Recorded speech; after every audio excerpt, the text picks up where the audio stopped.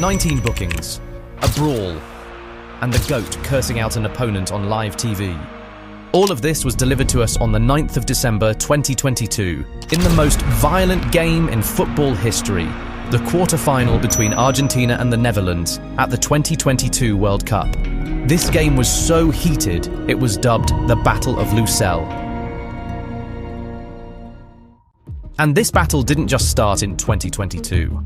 Argentina and the Netherlands have a long-standing rivalry which dates back all the way to the 70s. These guys almost always meet at the World Cup. They met in the group stage in 1974, the final in 78, the quarter-final in 98, group stage in 2006, semi-final in 2014, and most recently, the quarter-final in 2022. The 1978 World Cup was hosted by Argentina, and it was alleged that there was a lot of political pressure, much of which favoured Argentina throughout the tournament. Argentina won the final 3-1, denying the Netherlands a first-ever World Cup trophy. And you could say that that was where the Dutchmen started to hate the Argentines.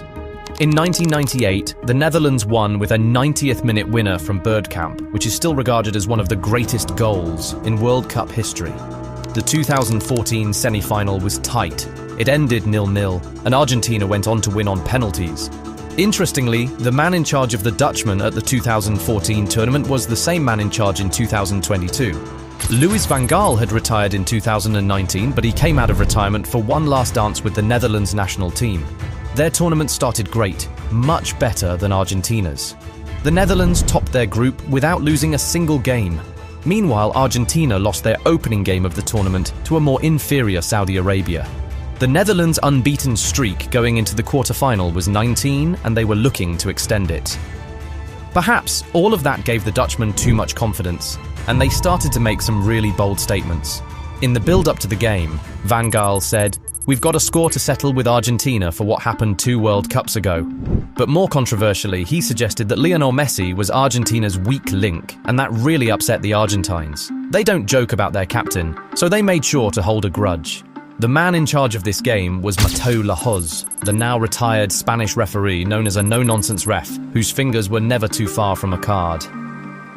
The first 10 months, but they were very disciplined at the back, so nothing went through. In the 10th minute, Messi found Acuna, but the fullback was unable to find anybody in the box with his cross. Minutes later, a pass was threaded to Steven Bergwijn, but Emi Martinez was quick to come out and claim the ball. In the 22nd minute, we saw Messi hit the ball, and that was exactly what Lionel Messi produced in the 35th minute. The former Barcelona man came up with one of the most insane defense-splitting passes we have ever seen. Nahuel Molina got at the end of it, and boom, Argentina were a goal up.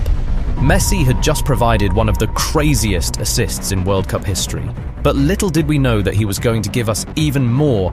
But for now, the game was still looking rather peaceful and straightforward. We had only seen one yellow card, and it went to Argentina's assistant coach, Walter Samuel. How can you call this game the most violent in football history? Well, with just minutes left in the first half, the players said, "Hold my beer," and things really started to heat up. The first yellow card to a player came in the 43rd minute after Acuna caught Dumfries pretty late. Jurrien Timber was mad about the foul, and he reacted by pushing Acuna to the ground, got booked while on the bench. The Dutch fans must have been so mad at him for getting such a pointless yellow. Little did they know he was warming up some real heroics for the second half. The game was really heating up now. We had gone 42 minutes without seeing any player getting booked, only for us to see 4 bookings in 5 minutes. Everyone thought that the halftime break would help quell the volcano that was brewing, but it actually went on to erupt fully in the second period. The Netherlands were so desperate to get back into the game, so they came into the second half breathing fire. Their attacking efforts intensified, tackles intensified. Lahoz awarded Argentina a penalty. Messi stepped up and converted pretty coolly. 2-0 Argentina. After Messi was done celebrating with his teammates, he walked towards the Netherlands bench and cupped his ears in Van Gaal's direction, a gesture which had huge symbolism. That celebration was done by Juan Roman Riquelme, a man who Messi regards as one of his heroes. So Van Gaal coached Riquelme at Barcelona, and, to cut the long story short, the Dutchman nearly ended the Argentines' career by consistently refusing to play him. But Riquelme would later get a chance, and when he scored, he cupped his ears at Van Gaal, So after everything Van Gaal said about him before the game, Messi felt that that was the most appropriate gesture in the moment, after having scored and put his team 2 goals up. Messi must have thought that his 73rd minute goal had sealed the win for his team, but it seems Messi poked the bear with his celebration. After that goal, Van Gaal made a very huge change. He took off Memphis and brought in Weghorst. But a cross was sent into the Argentine box, but Emi Martinez got to it first and Luc de Jong found himself on the ground. That led to a little altercation, which saw the ref. But if you think that was it for the bust-ups in this game, you're in for a real shocker. After Weghorst came in, the Netherlands coach said, "To hell with build-ups," and just instructed his players to cross the ball in for the 6'6" centre-forward. Did it work? You bet it did. Just 5 minutes after he came on, Weghorst got to the end of a beautiful cross from Berghuis and halved the deficit in the 83rd minute. Now this was when the real battle started. And then in the 88th minute, we reached the crescendo of the whole brouhaha, the real Battle of Lusail. Paredes fouled booted the ball straight into the Netherlands bench, and all hell was let loose. The entire Dutch bench came storming towards Paredes, and as expected, the Argentines came to lend assistance to their teammate, and a proper brawl broke out, perhaps the biggest fight we've seen in a World Cup game. Tensions rose to the roof as players fell to the ground. The action was going down as the cards were flying up. Paredes and Scaloni saw yellow at that moment, but that was only just the beginning. Lahoz was still going to show a lot more cards in that game. But for now, he managed to get the game under control. This match did not disappoint.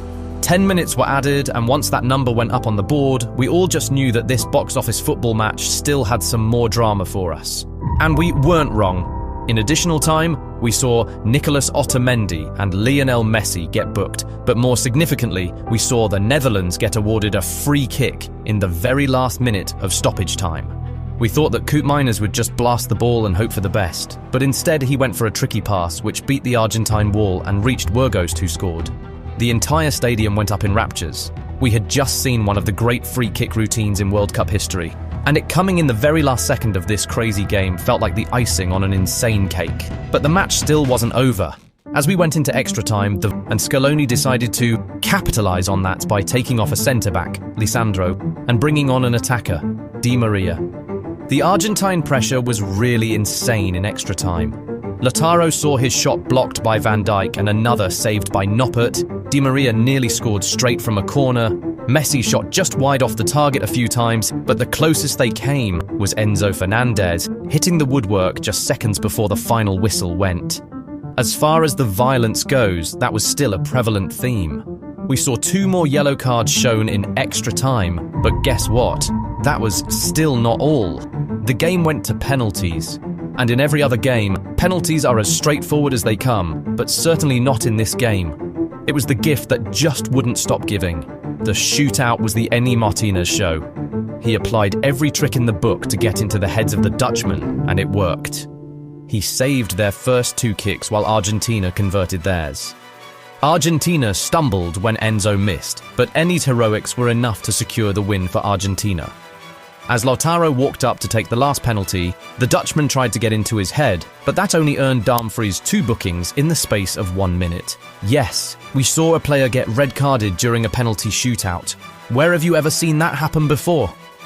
Dumfries' bookings took the tally to 19, and that became a record for the most bookings in a FIFA international tournament. Now, how can you argue this game being the most violent in football history? But guess what? The drama still wasn't over. After Lautaro converted the last penalty, Otamendi cupped his ears toward the Netherlands players. Messi exchanged heated words with Van Gaal, and Emi Martinez cursed at the Netherlands coach. Van Gaal saying, we got an advantage in penalties, if we go to penalties we win. I think he needs to keep his mouth shut. And then, during his post-match interview, Messi spotted Weghorst standing not so far off, and he asked the now infamous question, ¿Qué miras, bobo? Which translates to, what are you looking at, fool? This moment went viral on social media, and all sorts of memes were made out of it. Con Leo Messi, bueno Leo, quedaste un poco caliente por el final. ¿Qué mira, bobo? Anda para allá, bobo. Anda para allá. Bro got burned just by watching it on TV. If this quarter-final game between Argentina and the Netherlands at the 2022 World Cup isn't the most violent game in football history, then tell me what is in the comments. Pat yourself on the back for watching this far. But guess what? Our video series doesn't end here.